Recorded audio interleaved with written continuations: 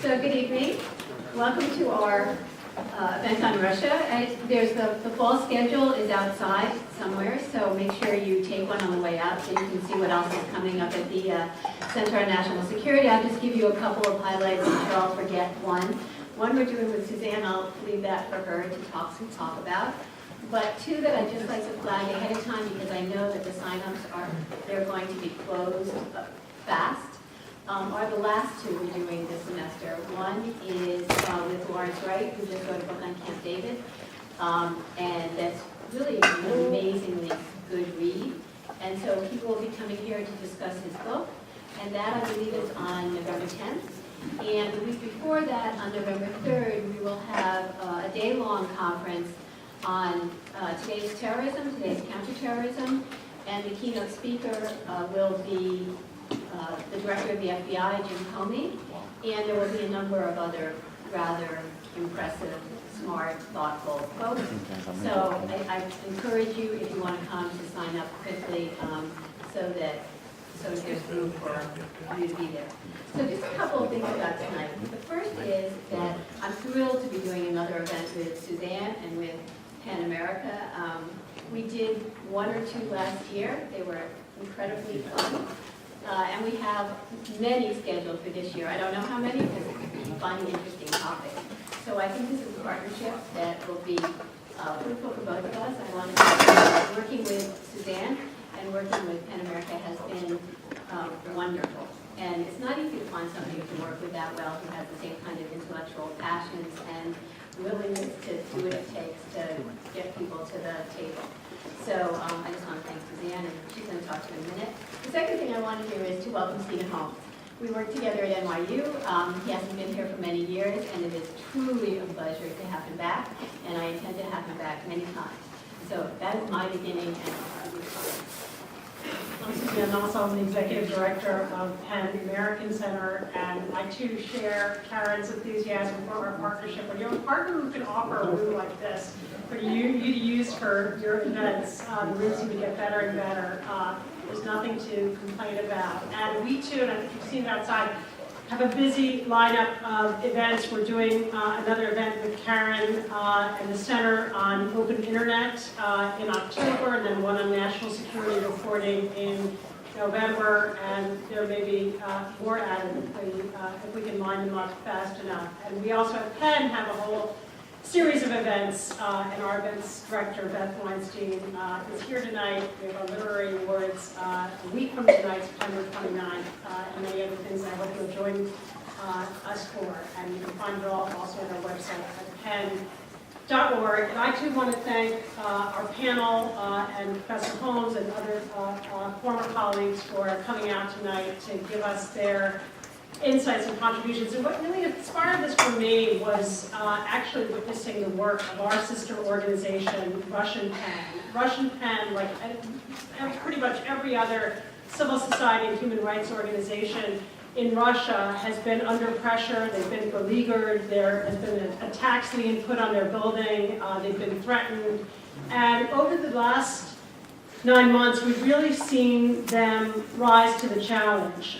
Instead of hunkering down and keeping a low profile, they've really pulled themselves together. They've convened a Congress of the Intelligentsia. They've organized a series of meetings together with Ukrainian Penn and issued joint statements. And they've really fought up against a tide of what they would call fervent patriotism, which scares them, and which they say is eliminating the space for dialogue. So we are very proud of what they've been able to do, and if they can generate dialogue there, we can generate dialogue here. That's our job, and hopefully in the coming months we'll have dialogue all together with them. So with that, I'm going to turn it over to Professor Holmes to introduce the panel. Thanks very much.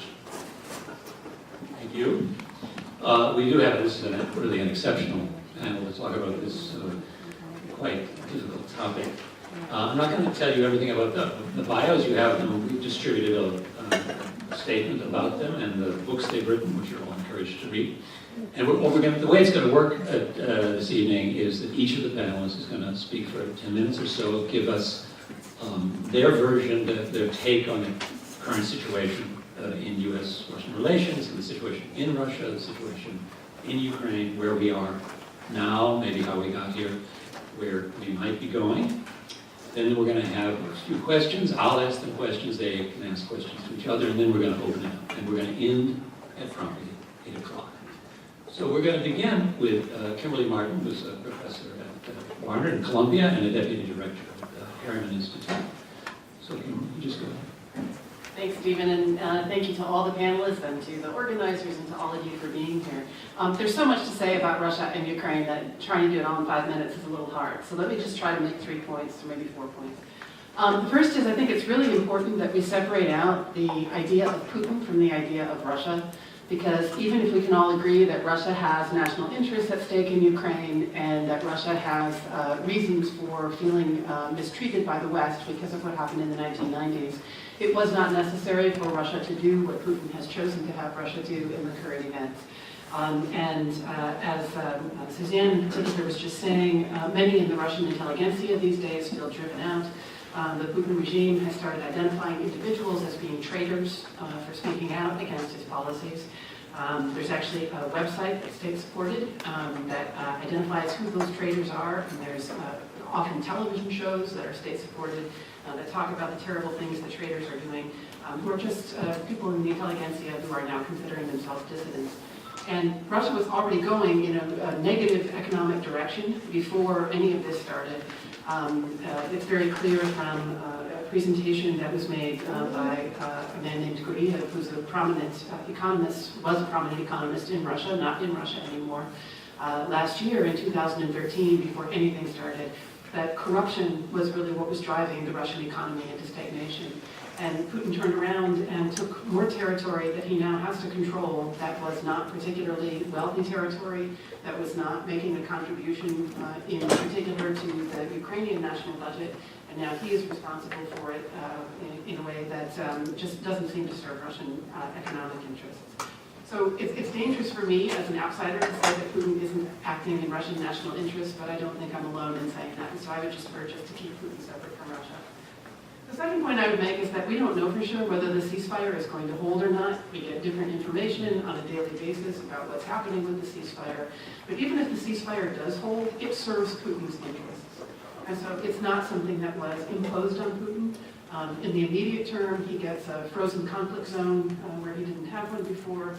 He gets the opportunity to very easily take equipment, money, personnel, weapons over the Russian border into Ukraine without having very much oversight.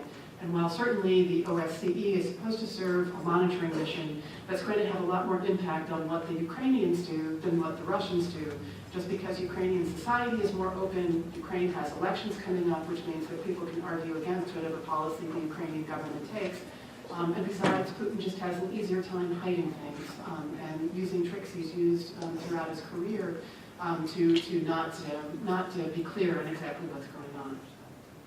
The third argument I would make is that I think that the sanctions policy and the directions it's taken is not good. And why do I think this? I think it's not clear what the goal of the sanctions policy is. It's not clear what Russia would have to do to get the sanctions lifted. It's not clear whether any of the things we would like Russia to do are possible. And in terms of what the goal is in Russia, it's not clear either. Is it to separate Putin from his network so that they'll put pressure on him? The question is who would provide for their needs better than Putin is providing for them? And also, it's just also really cementing an ugly form of anti-Western nationalism that now the West is picking on us once again, so let's all get together on this.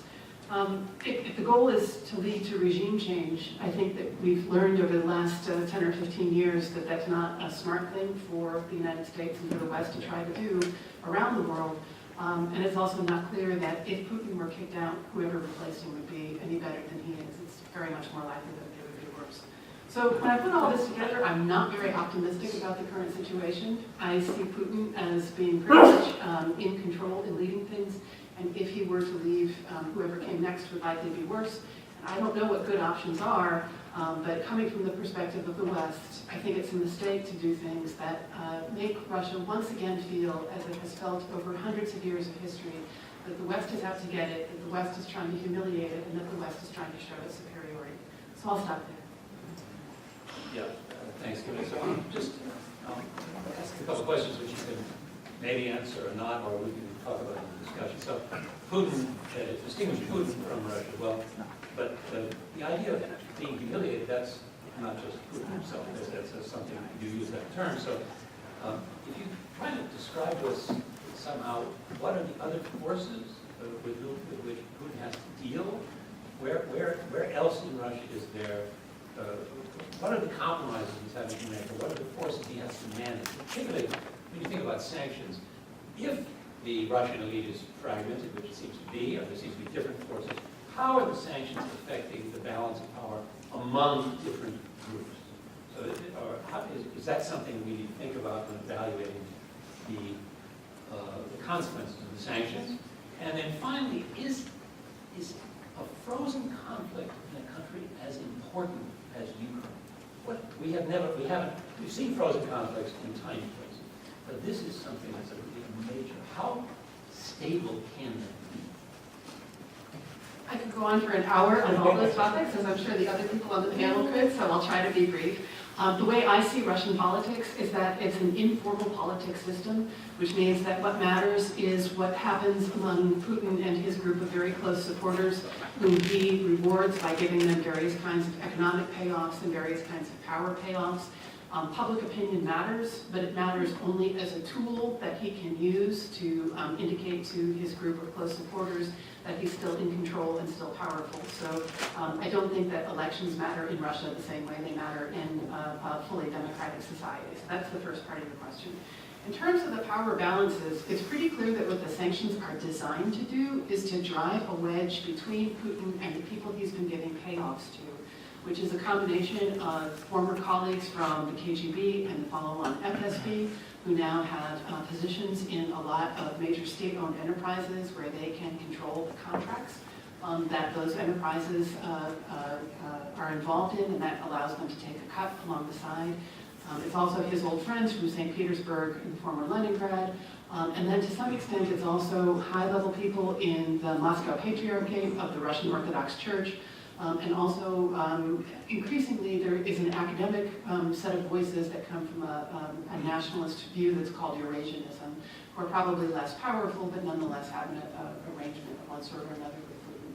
So the whole question about sanctions is, are these people who have been getting economic benefit from Putin now going to feel that Putin has failed to give them economic benefits, and therefore are they going to turn against him? And that's obviously part of the thing that the sanction is designed to do.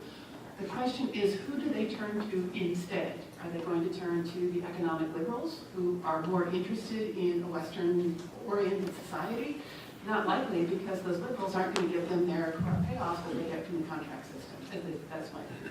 On frozen conflicts, I've taken up a lot of time, so I think I'm going to let other people answer. Thank you. So our next panelist is Steve Stanovic, Professor of International Diplomacy at Columbia and an ambassador, was once ambassador in the late 90s to the former Soviet Union. So Steve. Thank you, Steve. I feel when you just plunge into remarks here without saying something about this space, which has already been commented on, I want to send my colleagues from Columbia to look at this, and in particular to ride up and down the elevators. Those of you who know anything about our elevators will know what I am talking about. But this crisis has been with us long enough now. And all of us have lots of opportunities to focus on the current outrages and to express outrage at them. And I hope, I'm confident. Could you speak into the microphone?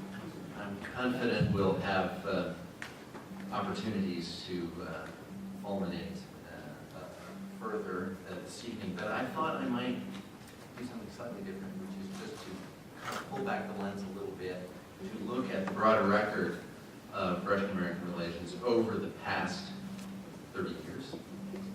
I think 5 minutes, 5 to 10, and then say something about the different kinds of directions that one might favor for the future.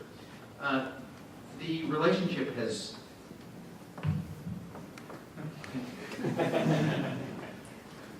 It says here, please speak 12 inches from my mouth. So I was obviously at 11 or 13. In the past 30 years, we have seen lots of ups and downs in Russian-American relations. You know, there was the intensification of the Cold War in the early 80s. Then there was the bonhomie of perestroika. You had the near alliance of the early 1990s, but then flare-ups over enlargement, Balkans, Chechnya.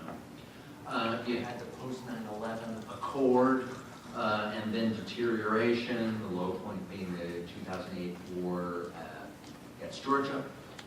You had the post-2009 reset, and then again deterioration, low point being marked every day. My friend Angela Stent has said there have been many resets, and she's obviously right about that. So what do we make of this oscillation?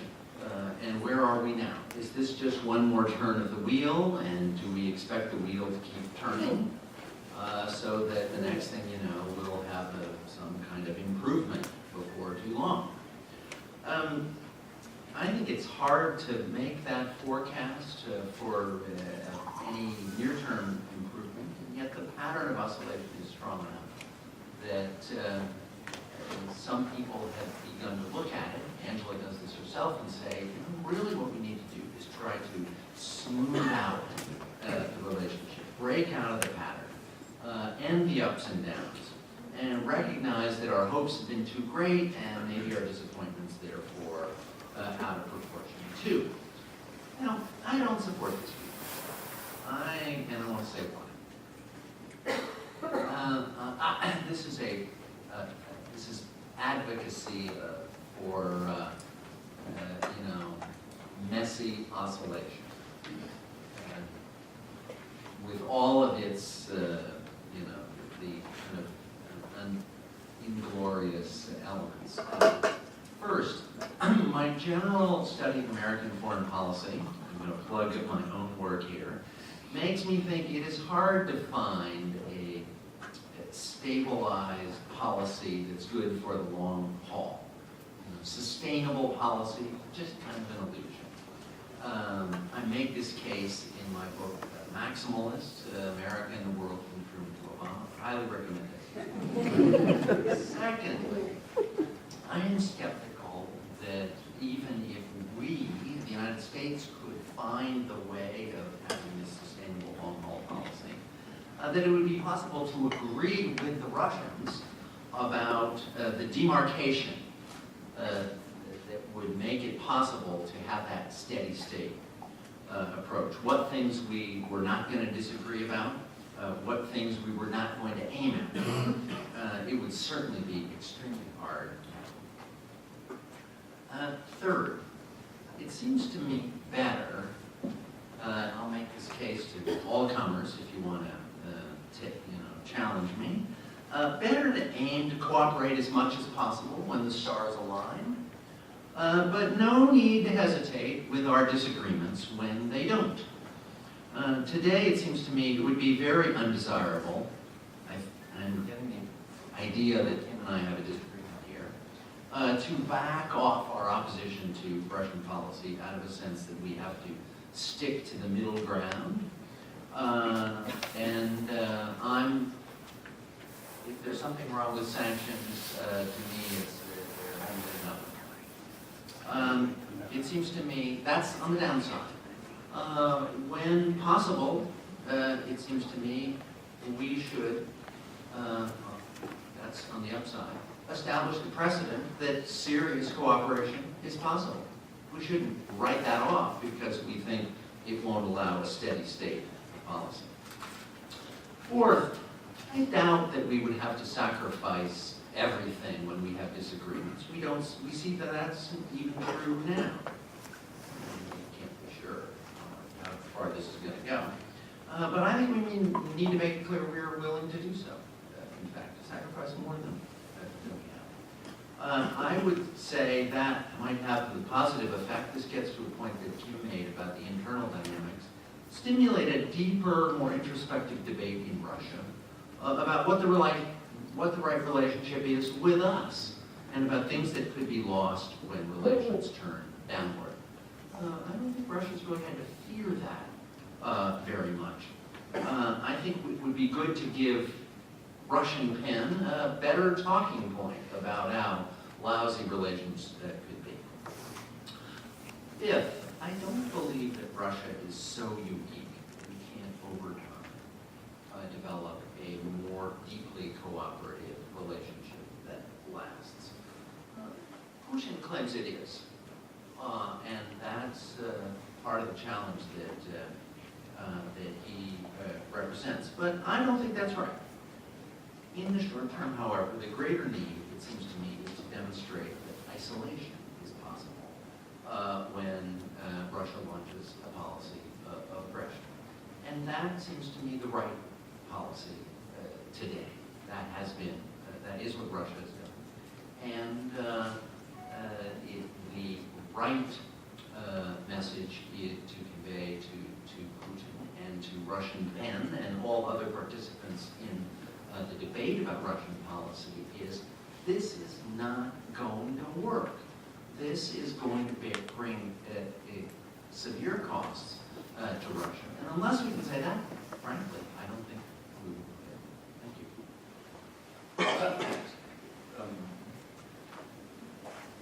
you. You would like to say something? I'm going to ask some questions too. Maybe you could be. Just 2 points on the isolation question. One is, I think we have to keep in mind that in order to truly isolate Russia, the way that, let's say, we truly isolated Iran, we would have to have enormous international agreement that held over the long term, and I don't see that necessarily happening. So I don't think real isolation is actually going to happen. But I think there's also a danger of trying to isolate Russia, which is that we're throwing the baby out with the bathwater. And the one example that I have is that we have decided to cut off all of what's called military-to-military contacts. These were programs that are conducted at just a lower level that encourages military officers on both sides to plan things together, activities of various kinds. Now, they haven't been very active in recent years anyway, but military-to-military contacts during the Cold War, during the height of the Cold War, resulted in some very important small agreements that are not familiar to the public necessarily. But for example, an agreement on dangerous military activities that said when, for example, 2 ships came into contact with each other, how should they react so as not to create an unnecessary crisis situation that might escalate. And I think in the current day when we're seeing accusations of Russian military airplanes buzzing NATO airspace, and when we're thinking about the opening up of the Arctic in the future and what that means for the possibilities of ships coming into conflict with each other, I think that kind of ability to have ongoing discussion, whether or not it results in anything in the short term, is important. And isolationism can be dangerous if the end result is that it cuts off those conversations. Okay, so I'm going to. You want to let me respond briefly? I'll let you respond, but I'm going to just add Yeah. word here to that. I think it's on the same line. So what if Putin internally, in order to consolidate his power, needed to nationalize his elite and try to shred some of the connective tissue that has, over the last 25 years, been built up between various members of the Russian business classes and the West, so that by slamming the door or closing the door, this is a question of what do sanctions do if his own power is more threatened by those who have contacts with the West? Is that a relevant consideration for thinking of the consequences of sanctions?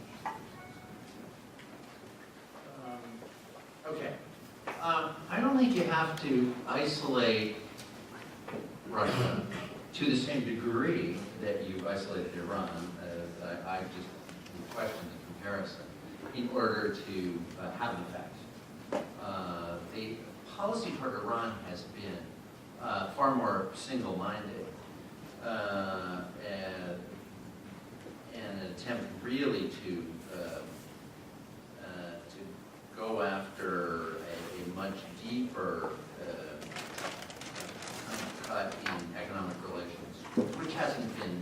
done by the current sanctions policy, although we could have tried to do that a little bit more. How long you can sustain a policy like this, I think, is open to question, and certainly people in the U.S. government wonder about this. They keep saying to themselves, what keeps the sanctions policy going is Putin's policy has been totally outrageous to the center of gravity opinion among European governments. Putin has alienated the governments that were his backers that made it impossible to have a united front. I think when you have that kind of consensus and the United States says, we can't do it because other people are not in favor of it, I think that's a mistake. Military contacts, I did say that I don't think that we would have to sacrifice all contacts, the mutually beneficial kinds of diplomatic contacts or military-to-military ones. The Incidents at Sea agreement that you referred to, Kim, was negotiated when relations were actually rather bad. So I wouldn't worry about that too much. And incidentally, as you say, very appropriately, military-to-military contacts have not been productive lately. So it was not because of the sanctions policy that they were sort of withering. About a nationalized elite, Steve, it's an interesting question, but I think we don't know enough about how unhappiness with Putin would be registered by people who suddenly found that his policy was really producing effects that were directly antithetical to their interests. So to say, well, but that it couldn't possibly produce the right result, I think is to make a judgment about something we don't really know much about. But if we were to conjecture, I mean, I think, in what regime would people who are extremely wealthy find that a hit on their wealth does not give them incentives to challenge policy? I mean, I just think this is, Kim has described the focus of the policy pretty well in saying that it's an attempt to kind of sow division among people who have been Putin's backers, and I think that's probably has some potential worth testing. It's a hit on their income, not on their wealth. You can see that even though in Colombia they have... Oh, no, it's a hit on their wealth. Come on, the valuation of these companies is They're not the challenged. owners of the companies. I tell you what, maybe we're... it shows you that they have crummy elevators. Good discussions. I think very lively and interesting, but I don't want to kind of bring us down to some very squalid level. But do you have some view, Steve, about the role of the very highly partisan American political context and its effect on our ability to deal rationally with Russia?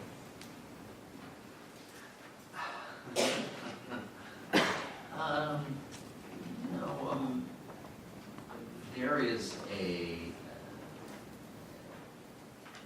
very lively debate about the future of American foreign policy going on right now that is made more lively and partisan and not necessarily more rational by the fact that a whole lot of bad things have happened to President Obama all at once. And it's his bad luck. But there's also a deeper logic to it. We were going to have this debate about the future of retrenchment policy, no matter what. That's just what happens to presidents in the second term of retrenchment. So I think the debate has been pretty interesting, actually. I think there's been a lot of craziness and a lot of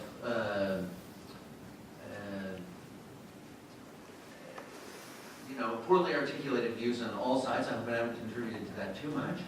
But I do think that a lot of very thoughtful views tend to come out in periods of this kind of debate. And I would say you've gotten most of them out on the table. So far, the realists have spoken up and said, oh, no, here's what we want out of Russia. And you've got a number of other constituencies. You've had the business community saying, please, we've got a stake here, don't do anything crazy in sanctions.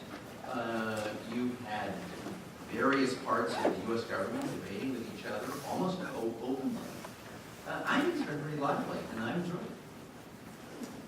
And I don't think it's yet produced a crazy result, even though the debate is sometimes crazy. Thank you. So, Mark Galeotti, who's a colleague of mine at NYU, professor of global affairs and an expert on Russian security, who spent a lot of the last year in Moscow. He promised to fill us in. We haven't heard yet.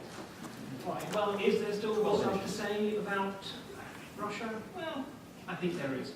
I mean, it's all very well saying that Putin is not Russia. Of course, that's true. But on the other hand, we have to appreciate that Putin is the one who's currently defining Russian policy. And therefore, I think it's worth starting from the point of view, what does Putin want? What actually is his chosen endgame here? And I think it's interesting that we are now seeing a different Putin from the one we had seen in the previous presidencies. Previously, Putin talked the talk of the extreme Russian nationalist, but was actually in many ways intensely pragmatic. When it came to it, he realized that Russia's best interest is to be with some kind of, if not always harmonious, but certainly productive relationship with the West. And therefore, he never let his nationalism trump his sense of Russian national interest. Well, now he's back and he's different.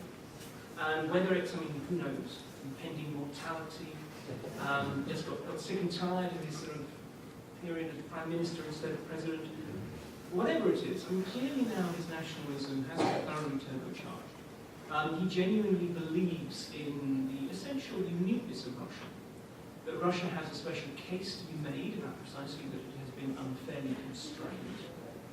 And in some ways also what's interesting is that I think he sees himself as saving Russians from themselves. This is one of the interesting things. Living in Moscow, it's clear the extent to which ordinary Russians have become, in some ways, thoroughly integrated with the global economy. They're used to their Italian fridge freezers, their package holidays in Turkey, their imported cars, you name it. And even while this crisis was emerging, and even while the state-controlled or state-dominated media, First Channel, was presenting this notion that Ukraine was this mad Maxian wasteland, roamed by gangs, hunting down all Russian speakers, and that the West was aiding and abetting neo-fascist coup plotters and everything else. I can't say at any point I encountered any human-level anti-Western sentiment. And I can't say at any point I encountered any human-level anti-Western goods sentiment. And I think in some ways, for Putin, that's the point. From someone who is comfortably insulated from the realities of life, he does have that sense that Russians are being seduced by cosmopolitan influences, that they're losing sight of their Russianness, and that therefore they need to be protected from that. It's the usual conceit of someone who doesn't have to worry about the country. There's a Tsarist foreign minister, the finance minister, Vishnegradsky, who once said, let us starve, but let us export. Well, finance ministers very rarely starve. It's someone else who does the starving. Well, likewise, from Putin's point of view, he's happy to see Russians sacrifice their day-to-day quality of life if, in the process, they regain some sense of Russianness. And finally, I'd say that sort of part of what I think he regards as his legacy to Russia and indeed to the world is the breaking of international institutions. I think this is absolutely crucial. These notions such as international law, indeed, timely at the moment given the General Assembly of the United Nations, he regards as essentially, well, usually powerless, but also Western-dominated, shaped and drawn by the West to preserve Western interests. And as such, he wants to break them. Likewise, when it comes to Western Europe, I don't believe for a minute that he dreams of a day in which, once again, tanks will roll west through the Fulda Gap or anything like that. But instead, he wants to ensure that Europe is not in a position to flout Russian interests within what he regards as Russia's sphere of influence. If Khrushchev's threat once upon a time was, we will bury you, I mean, Putin was essentially, we will neuter you.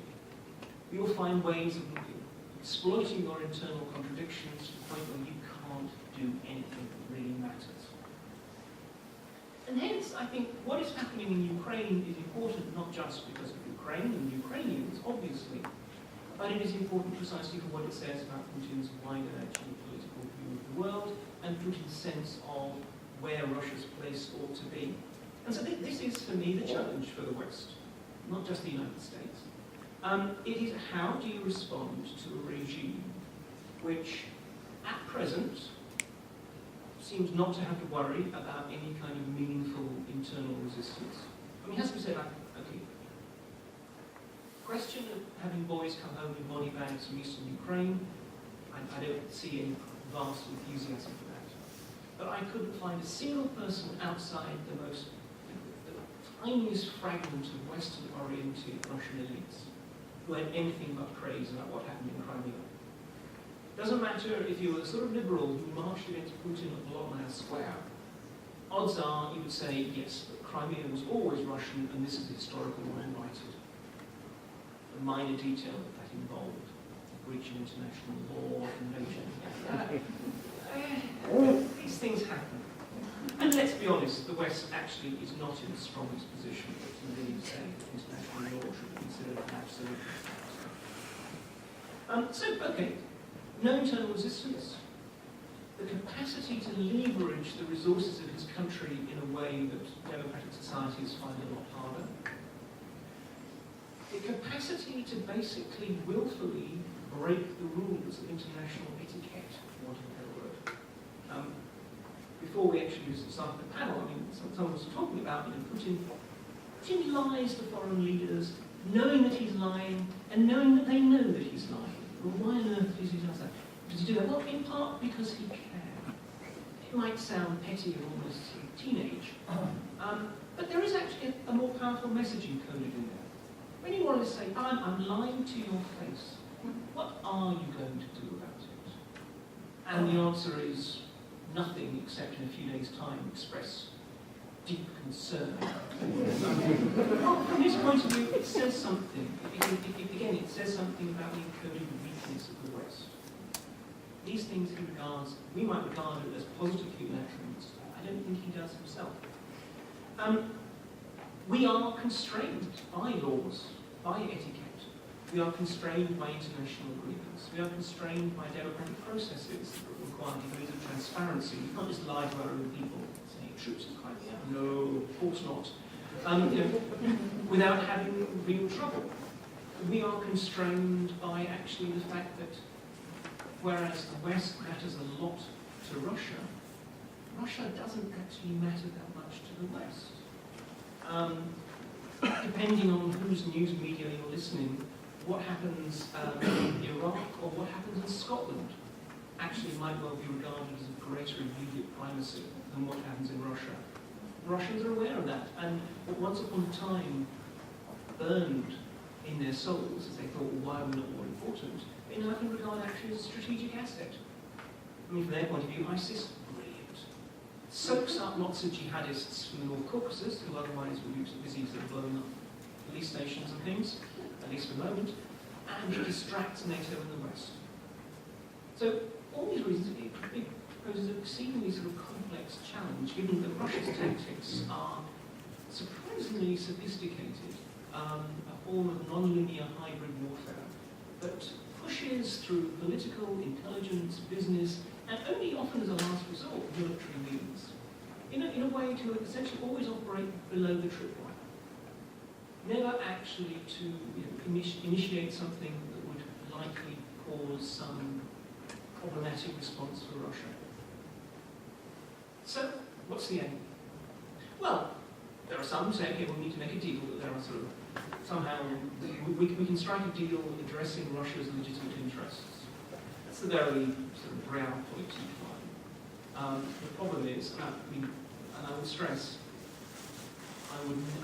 there is a an immense danger of using parallels with the incident of Fordham. Putin is not Hitler. This is not 1939. So let's get that away. But nonetheless, I mean, I feel that making a deal is unlikely at this stage to satisfy Russia. Quite the opposite. I think it would suggest that we are precisely irresolute. And from Putin's point of view, this is a challenge of will rather than any other kind of more tangible resource. Maybe we're trying to contain Russia. But what does containment mean in an age of interconnected global economies and so forth?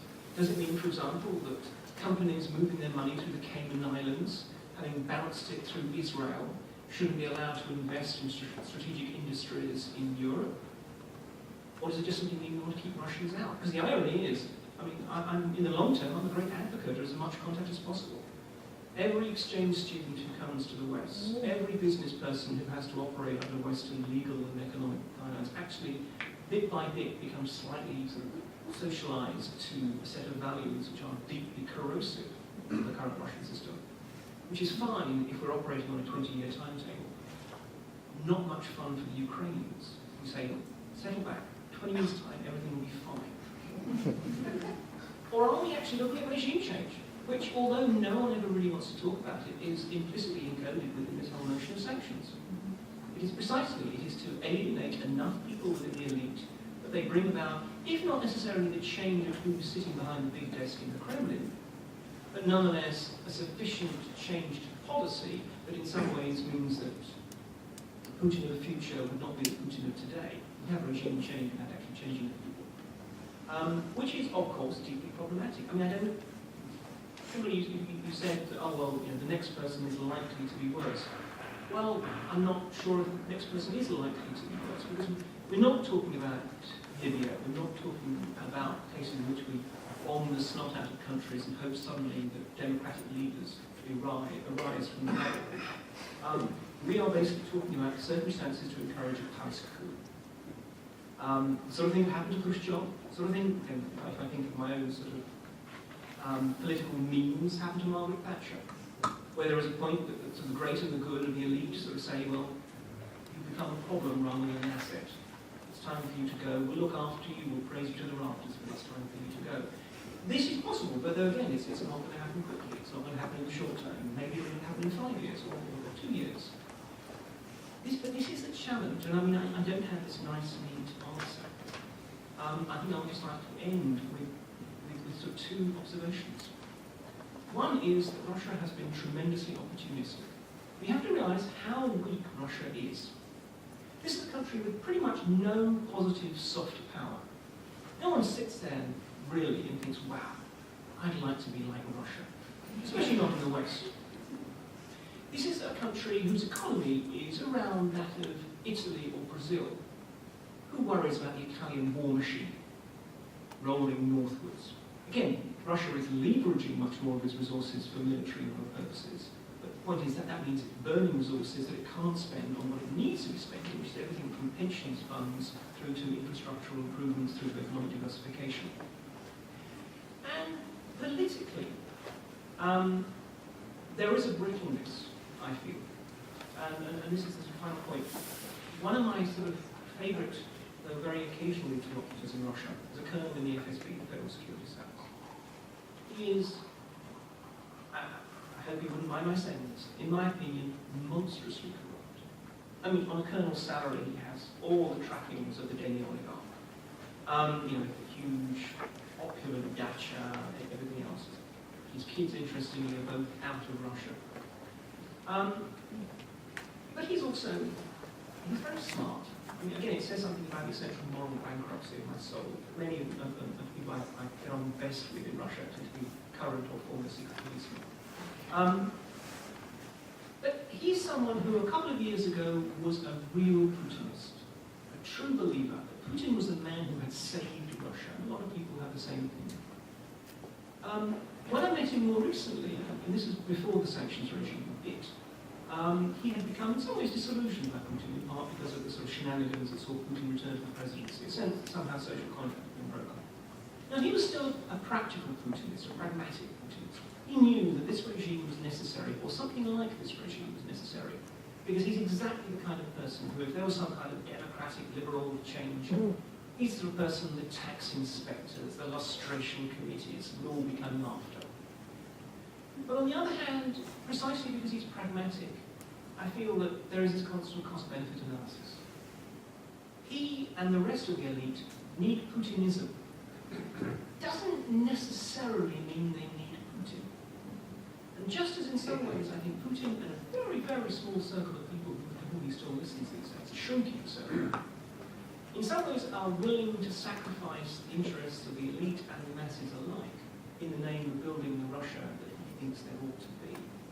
Well, there may well come a point where the elite themselves think they're willing to sacrifice Putin in the name of preserving the Russia that they really wanted to see. So in this respect, I think in the long term, when the history is written, Crimea will be the end of Putin. It just won't necessarily happen. Okay, thank you.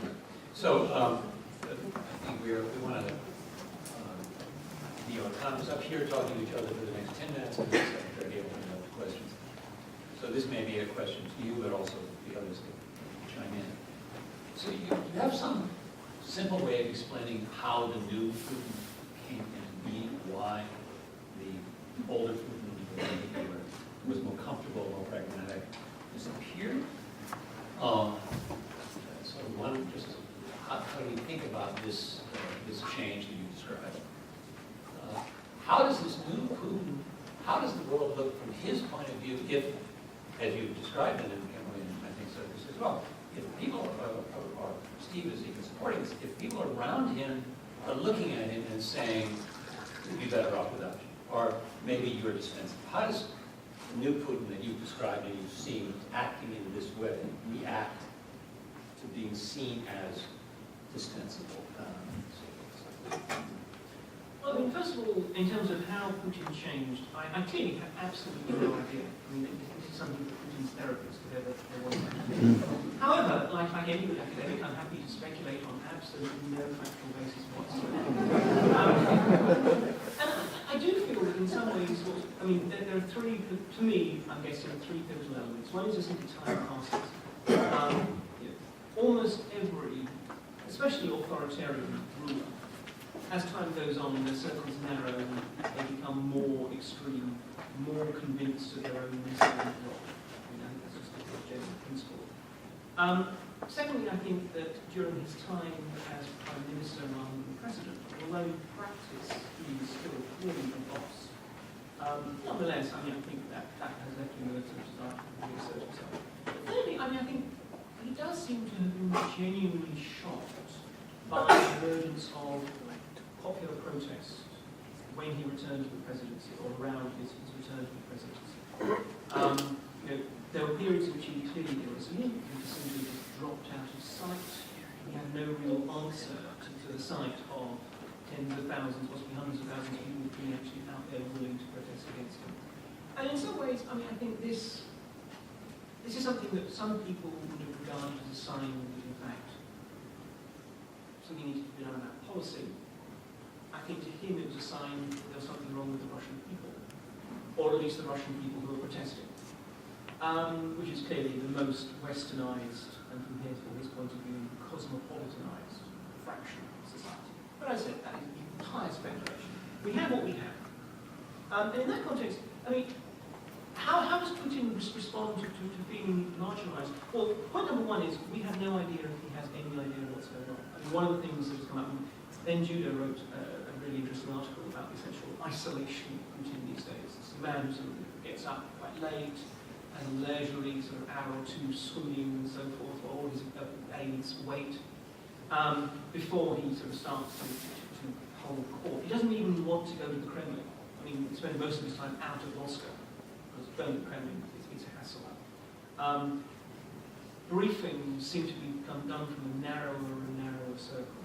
Again, just a little snippet, purely anecdotally, but someone I know who had just retired from the Russian General Staff said that when the decision was being made about annexing Crimea, they had, in the way that military planners do, the full sort of dog and pony show of, this is going to be our security briefing for the president on what we can do, how we can do it, what were the consequences, and such like. The Kremlin never called them up. They just got being equivalent of a phone call saying, okay, activate the plan and take Crimea. There is that sense that I think fewer and fewer people these days have input into Putin's world. So the point is whether he'd actually find out. And secondly, the only way this kind of thing works is if you have a united front. If you have all the representatives of the security and power interests, bar one, go and see him one day and say it's time to go. Putin's first response is to pick up the phone and ring the guy who's not there and say, would you mind sending some boys to my office? So it has to be something that is more or less the rules of the whole universe. Great. Would either of you like to Yeah. comment on some of these? Yeah, just commenting on Mark's last point, again, I think it's a classic example of what political scientists call a collective action problem. And even if everybody agreed, if many people agreed that it was a good idea, it's a very high risky action to take. And I think what makes action against Putin much riskier than action against Khrushchev is that Putin has all kinds of connections. His primary connections are with people who control intelligence. And intelligence is not just the use of violence, it is the use of compromising materials to destroy people. And it means that you would have to be very, very, very upset and very, very trusting of other people who also have these tools to use violence or to destroy you through compromise in order to take any actions against Putin. That's the kind of people that Putin has put around him. I would also just have us keep in mind that Brezhnev was not necessarily better for U.S. interests than Khrushchev was.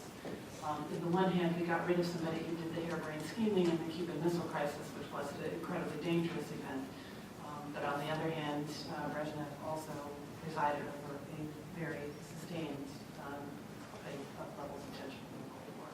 So even if the goal of the sanctions is to try to get the inner circle to replace Putin 2 with someone more like Putin 1, we should not necessarily believe that we can do That's for sure. Yeah, absolutely. I want to pick up on one thing you said, Mark, though, that, and there's just, an immensely there. The idea that Putin is just a terribly sophisticated and masterful strategist, I'm not so sure of that. And in particular, your phrase that he knows how to operate just below the tripwire. To my mind, this whole crisis has been a story of one misreading after another. If he had stopped after Crimea, I think he almost surely got away. And you would have seen kind of perfunctory sanctions put in place for a little while, and it would have been just like that. A year from now, people will not forgot that we had that disagreement. But instead, the launching of this adventure in eastern Ukraine, which holds no glamour for the Russians. There are no beautiful beaches. There are no beautiful palaces in eastern Ukraine. There's no great history that inspires the Russian soul. You can make you can say something about Catherine, but really, once Putin became Catherine by taking Crimea. He didn't have to become Catherine by taking Donetsk. That became a mess. And he then had to decide whether or not to back up the separatist movements that a friend of mine, who is not of my view, nevertheless calls them meth addicts. Supporting the meth addicts in eastern Ukraine, these kind of hopped up commandos, meant giving them the capabilities that brought down the Malaysian airliner. That was not a case of fine-tuning and learning how to operate just below the tripwire. That was a colossal risk, which blew up in his face. And even then, he had to, the whole story was going against him, and he had to decide at the end of August when, again, it was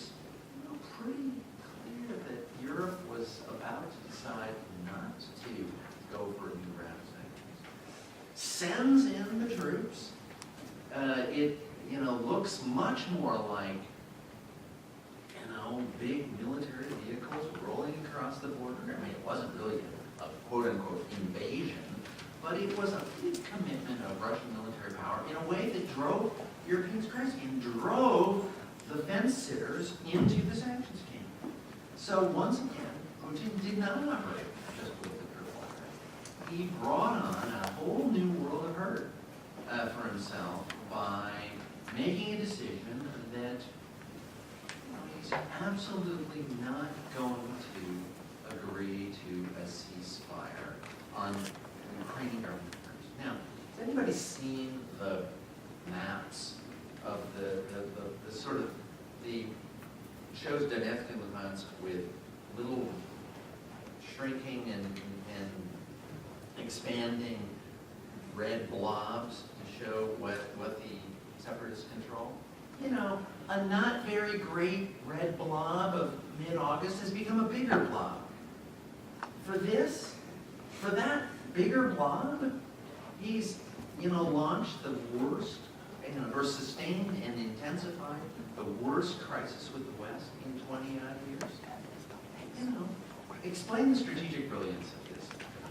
And I think a lot of it is absolutely what you say, has real contempt for the West. But I think what he's learning is, I may have misread Angela Merkel. That woman hates his guts now. That woman was his biggest defender in the EU councils for years. And now, what's he got out of it? Anyway.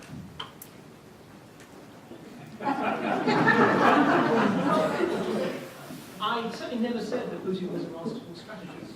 In fact, I said... Oh, I'm sorry. My whole rebuttal.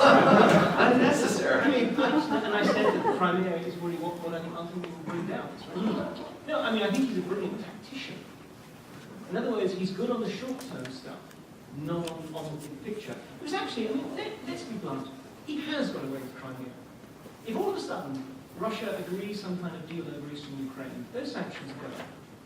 And Crimea is now a dead letter. The Malaysian airliner. It pains me to say it, but again, I think it's old news. And given they've so muddied the waters, it's unlikely to ever come out.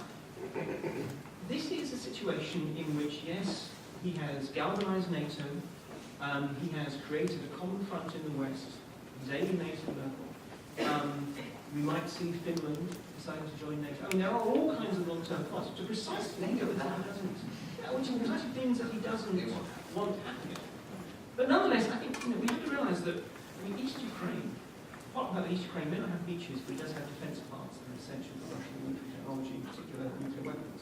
But more to the point, well, whether Ukraine would continue to allow those exports is a separate issue.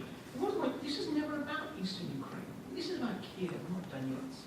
He doesn't care what happens in Donetsk. He was worried about, from his point of view, losing Ukraine. Again, I would say a stupid concern. Like his own stupid policy. Yeah. Well, no. Russia is never going to lose Ukraine because Ukraine needs Russian gas. On one level, Ukraine has to have some kind of relationship with Russia. Now, he entirely, viewing the world through his own distinctively distorted prism, he saw somehow that next Wednesday Ukraine was going to be part of the European Union, and the Thursday after that it was going to be NATO, which was never going to happen. But from his point of view, he was responding to what he believed was that kind of a threat. And he did so because he felt he had an opportunity. So in this case, I think it's tactical efficiency, strategic blunder. Can I just say something about Crimea? Even if it doesn't become an issue that has sanctions continuing over it, I don't believe at this point that the NATO countries are ever going to recognize Russian dominance of Crimea as being something that is within Russian sovereignty. And that means that Putin will never be able to get the technology to develop the oil and gas reserves that are located in Crimea. Okay, so this is very interesting, There exciting. will never be another tour group. How many have you heard of that have gone? They're all canceled. What a price to pay. Please, the panel's going to take questions. You can state your name, your question, and please be brief, and speak into the microphone here, right behind you. Yes, Just hold your hands for a second and see where you are. Peter Irwin. Yeah, quick question. After the missile was supposed to go into Poland, and given that you got a certain amount of power level from that position, is there any reason, and given the U.S.'s recent experience, not to mention past decade and more of self-righteousness and self-righteous behavior, and given that this is a corrupt regime and his own interests are basically built on his corruption, to what extent was his action made in terms of creating a buffer zone? And how afraid is he that the U.S. might actually do something, and to what extent is that play a role maybe in his actions? In general, I mean, who wants to pick this up? There's some talk about this whole series of events being in a way caused by American policy. This is called the Mearsheimer version of the story. So how do we think about the role of power expansion? Whatever it is that caused what Putin was doing, the actual situation on the ground was that NATO was in retreat before Ukraine happened. The number of U.S. forces, for example, stationed in Europe had declined drastically. When you talk about the equipment in Poland, it was anti-missile defense system. It wasn't their nuclear missiles. So it's possible that Putin actually believed that there was a threat. But I think a lot of observers believe that NATO has actually been strengthened by what Putin did. Because this meeting that just happened 2 weeks ago in September, the NATO summit, the first one since 2012, if it hadn't been for Ukraine, the focus was going to be on how NATO should think about out-of-area operations in Africa, and whether it should have pre-planning or not have pre-planning for the kinds of events that happened in Mali and perhaps Libya in the future. And instead, the entire summit focused on strengthening NATO in Europe and making sure that NATO no longer was subject to any kind of Russian threat. So if his goal was to preserve himself against NATO, he took exactly the wrong action. Absolutely. And, NATO, I think, unwisely said in 2008 that Ukraine was going to be NATO. And what they didn't say, which is what is the truth, is someday, maybe centuries from now. I heard of an exchange between heads of government recently, whom I won't identify, it's not particularly relevant. Somebody was saying, we're talking about deadlines for future compliance with one another, and one of them said, well, since we're flexible about the date, could it be 2040? Now they said, well, maybe 4020. And I think 4020 is about when NATO might have taken Ukraine in, but surely not before 2040. Since 2008, NATO has dropped that issue totally. And so have Ukrainian politicians. Ukrainian politicians say that issue is not on the agenda. And they said that after Yanukovych left. So this was, as Mark says, a big crisis created to stop something that was, I believe their words were, never going to happen. Mark, you have, I know you've written the mismatch between the capacities of NATO and this kind of quasi-war is something, well, he's not only blurred the border between Ukraine and Russia, but also between war and peace. It's a blurred space that actually presents a challenge that maybe NATO is not adequate to deal with. Apart from the fact that we have a reawakened NATO, but a reawoken NATO, what can it do? Well, in a way, yeah. I mean, NATO is not really geared for these kind of operations, nor should it be. I think the point is that NATO performs a potentially very valuable function as a deterrent, precisely to ensure that there is never any tendency to think in terms of, well, how big is the Estonian military really, and so on. But I think we have to realize that precisely Russian tactics have now evolved to realise that they are in some ways the insurgent here. They are the guerrilla, because NATO is bigger, more coherent, richer, more advanced. And therefore they can use all these other sort of tactics, which in Ukraine's case meant, frankly, generating as well as arming and facilitating the insurgency. And elsewhere they will take other forms, political pressure, and again trying to stir up Russian minorities in the Baltic or whatever. These are not things that NATO can or should be doing anything about. The real response is actually to try and immunise society. I mean, the European Union should be doing a lot more. It would be nice to have a European Union that was able and willing to actually coordinate responses in this way. So that you don't have disgruntled minorities, you don't have dirty money sloshing in from Russia or all these other kinds of things. Please. Thank you all very much for the interesting discussion. My name is Matt Danzer. I'm a law student at Columbia and a former student of Professor Sustanovich, so I have some maybe bias in all this. But each one of you discussed in some sense a instability in the U.S. approach to dealing with Russia. For Professor Sustanovich, it was the battle between different presidents approaching the issue, retrenchment, more forward-leaning presidents. For Professor Martin, it was about our ability to coordinate with allies successfully and in a sustained way against Russia. And for Professor Gagliardi, it was about how Putin might have changed, and that might have thrown off our ability for a strategy to continue to succeed.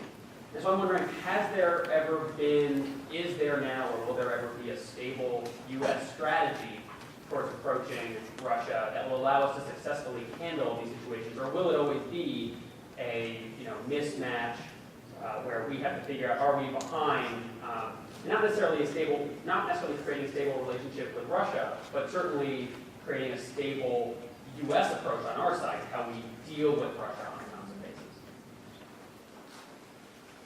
Well, I have one sentence answer. The prerequisite for effective policy toward Russia now and in the future is agreement between the United States and Europe. And that precondition is much closer to being met than it has been.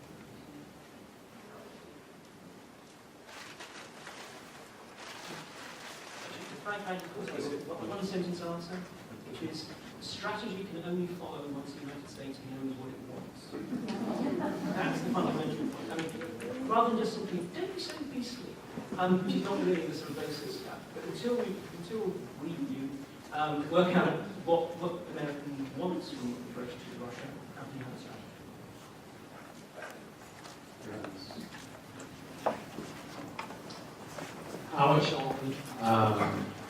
I think Putin's goal is in the Ukraine, and does he have goals beyond Ukraine? And how is the Ukraine going to survive the winter without Russian gas? On the goals question, I'm with Mark. I think Putin has very broad goals. I think he has 3 goals at the moment. One goal is to keep himself in power. The second goal is to expand Russia's influence in the world and try to recover the influence it used to have, whatever that might mean. And the third is to go down in history as being someone who made Russia change for the better. And if you think about it, within that set of goals, there's a huge number of different tactical policies that could be pursued. I don't think Putin has an end game. I don't think Putin is a chess player. I think Putin is a judo master. And judo masters go into every round as if it's a new round. And what they do is they look at their opponents and they suss out the opponent and say, what are the opponent's weaknesses? And to be the winner of a judo match, you don't have to be the stronger person, you have to be the cleverer person. You have to know more about your opponent than your opponent knows about you, and you have to get your opponent to fall from his own weight. And I believe that's how Putin approaches every interaction with the West, and so I don't think maybe even Putin knows what his long-term strategy is in Ukraine.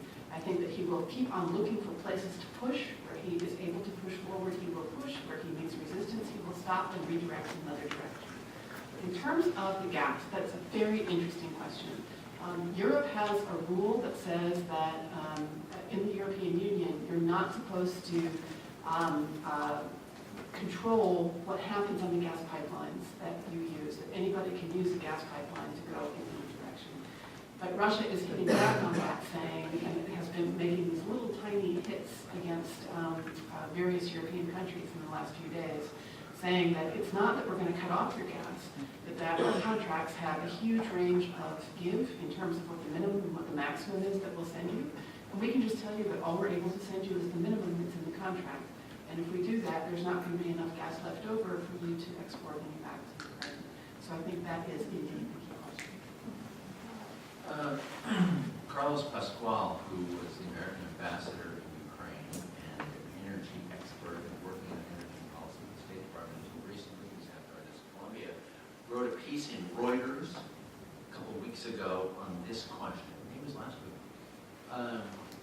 And you know, his case is if you really look at the BTUs, the Ukrainians are getting within range of being able to get through the winter without all the Russian gas, or maybe even all the Russian gas, because right now it's cut off. It would involve hardship. It would involve the reverse flow from Slovakia. It would involve use of built-up inventories, which they've been very carefully doing, and some switch over from various fuels to others, and a mild winter.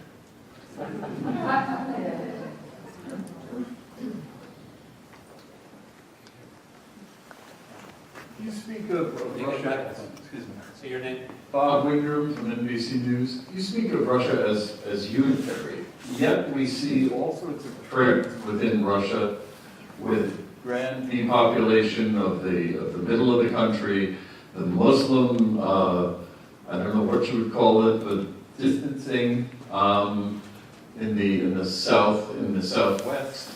And you also have growing Chinese influence in Khabarovsk and along the Amur.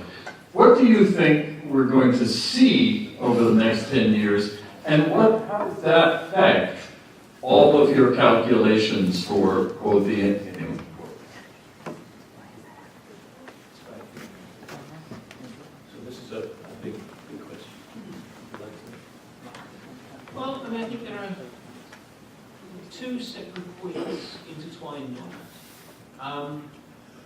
In the immediate term, I don't think much of that matters. The political elite, the business elite, is strikingly unitary, even if this guy here is a Tatar, that guy there, actually his business is based in Siberia, and this guy here is a Muscovite, or whatever.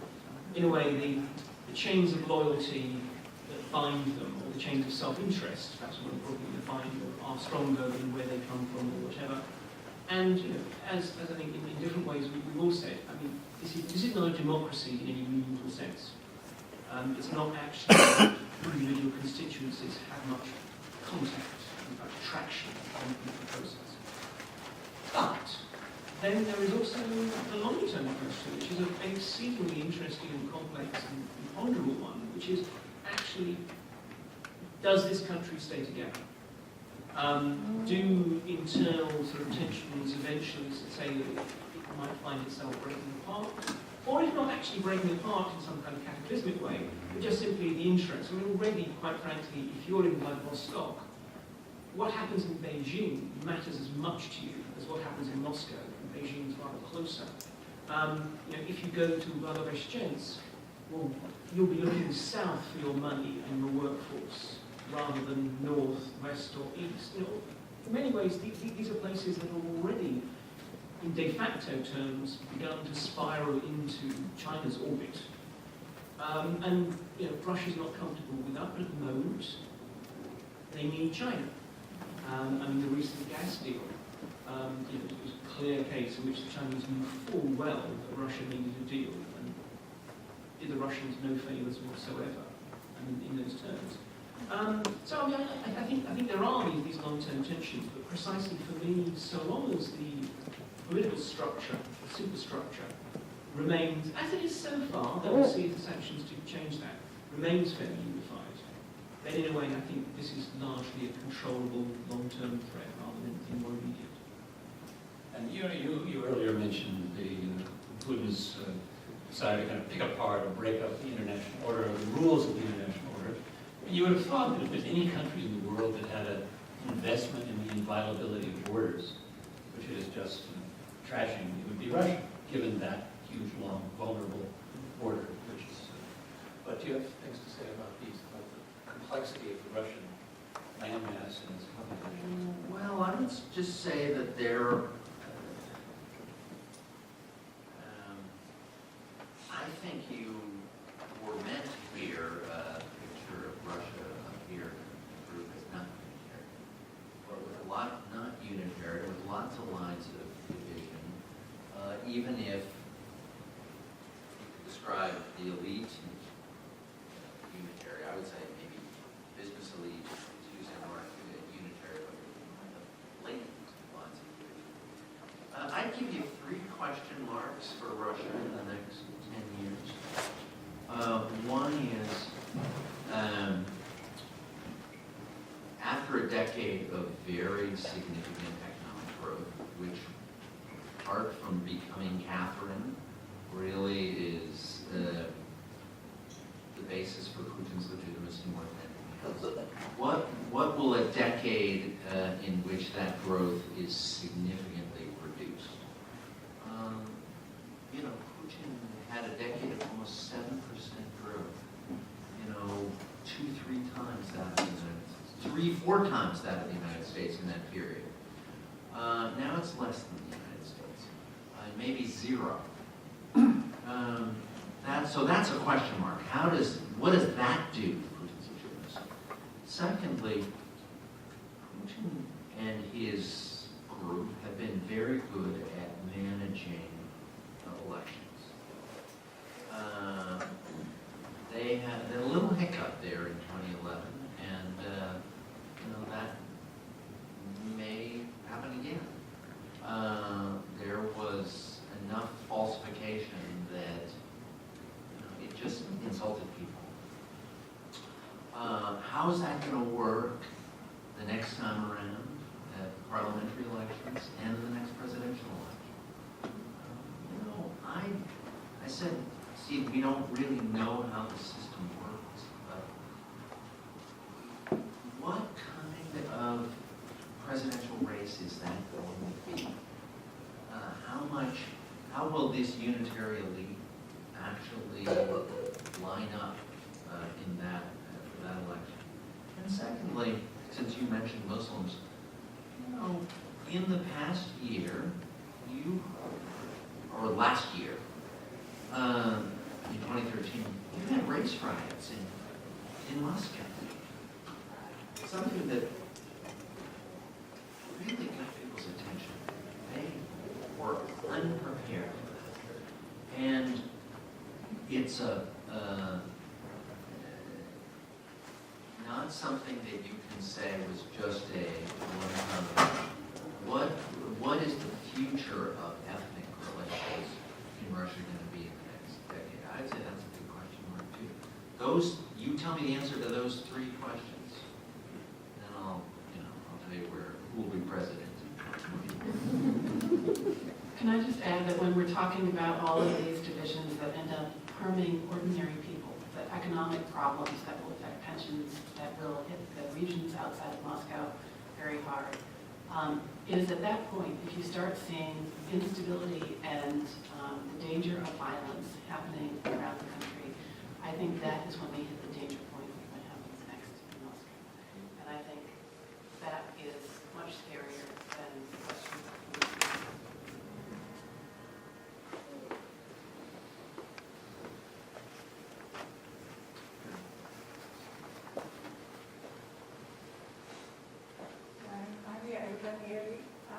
I want to take the discussion wider. One video and the picture of the Russia-China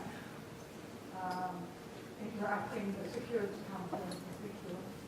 And 2, in relation to ISIL, if you can project there,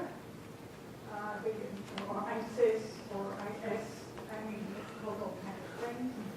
How do you anticipate Putin or Russia behaving in that way? So it might, I'm not They sure feel like exactly they're not. what way you want to take these questions, but it could be kind of reflecting on what's been happening in Syria, Russia's role there, the relation with the U.S. and Russia in the Syrian conflict, how that's related to where we are now in the Russian-U.S. relationship.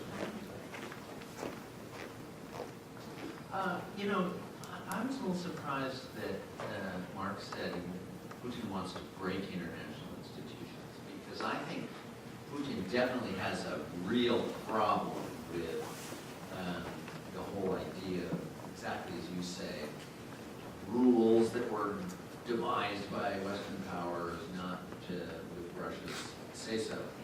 All the same, the UN Security Council is a major badge of Russian status, and Putin does not aspire to break that international institution. He may end up doing it. So that's a small dissent. You know, the UN Security Council can take a lot of damage. It's not the most robust institution anyway. What about the damage Russia does? But that I Well, and I don't know, what are they going to do with that? I would say one thing that people keep asking is, when does our relationship with Russia get so bad that some of the things we really care about matter, like the Russians participating as good citizens in the negotiations with Iran, for example. This is always mentioned as a kind of possible cost of a confrontational relationship with Russia. I think you have to admit that we haven't seen that so far. That the Russians have not been prepared to sacrifice that, possibly seeing it as another badge of their status. But we may, at some point. It's possible that the Russians will go into opposition kind of across the board. That we may find that the confrontational relationship extends to other issues. I don't predict that, and I don't say which issues. And in many ways, we haven't seen it so far. On the UN Security Council, there have been resolutions, I believe, in the last couple of days on both Ebola and on ISIL that have come out of the UN Security Council in spite of everything that's happening. And so when Russia and the US and the West shared interests, I don't think this is going to stop them from going forward. Yeah, well, you know, what we mind about Iran is that the United States in particular overemphasized the level of disagreement between the U.S. and Russia on Iranian questions earlier, like a decade ago. It has been pretty clear that under the Putin era, there has been no desire on the part of Russia to allow Iran to develop nuclear weapons. And we have tended sometimes to confuse their economic interests in having civilian nuclear energy reactors. But the Putin regime has been very careful to try to do everything it can to prevent those civilian nuclear energy reactors from becoming nuclear weapons capable. And I'd add one other thing too. What I hear from Russian officials who work on this issue is that in the course of the past decade, they became very angry with the Iranians and convinced that they were being deceived. So we have time for one last question. You need to wait for your voice. Stay committed. My name is Jasper. I'm a writer born in Poland. About 10 or 15 years ago, Zbigniew Brzeziński, the ex-security, mentioned, not only mentioned, but he said it is almost inevitable that Ukraine will become eventually two countries, Eastern and Western Ukraine, and he drew the borders in the book, which outlines the role of America in future, global role, whether to give an example or to, so to say, rule by any means at hand. The question is, what did happen since the book has been written till his recent article in Washington Post in which that third option is not even mentioned. And that is Donetsk problem minimalized, because his Eastern Ukraine is much larger than Donetsk is. I don't know where someone has to be Brzezinski's there for this, but maybe tell us what you think Brzezinski's Speaking is too quick to redraw the maps of countries. I remember maybe it's the same book that you're talking about. I kind of lost track of some of his books, I'll be honest. He drew Russia broken up into 4 countries, was it? The Russians didn't forget that.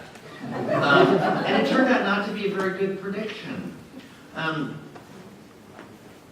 Leaving aside, Brzezinski's predictions, I think we forget one important fact of Ukrainian politics, which is actually the regional divisions over 20 plus years have been rather responsibly managed by Ukrainian politicians. Ukrainian politics has not been a boiling pot of regionalist antipathies. They've actually managed to submerge most of those issues. Voting for different candidates, very, very, very sharp regional divisions, but then accepting the results. To my mind, what changed that was Putin. This is a kind of radicalization of Ukrainian politics was caused by Russian interference. Otherwise, you had the possibility of a much more corrupt, dysfunctional, but unified country. And now you have one where the future lines are rough and rough. I have seen the instructions that we want to end, so I'll turn this over. So a couple of things that I forgot to mention. The first is, apropos of this last part of the discussion, is that we're doing a conference in the spring. I think it's April. I don't actually know what it is, but we're doing a conference in the spring that's a day long on rethinking how nation states function. So it'll be partly on nation states, partly on non-state actors, and having heard this, I think it should be partly on this idea of dividing countries into however many parts. I mean, it's the same thing that Les Gelb said about Iraq. Why don't we put it into three. So it will be a day of thinking about what constitute countries and what's happening in the world we live in and why that raises so many diplomatic questions. The other thing I forgot to mention is that a lot of you are new here tonight, and so you might not get our morning news service. We run 2 morning news services, one on cyber security issues on Mondays, and one every day on national security issues that are pertinent to the United States in the global context. So you might want to pick them up on your way out. Feel free to sign up for them, and make sure you take a schedule for the rest of the semester. Please join me in thanking our panelists.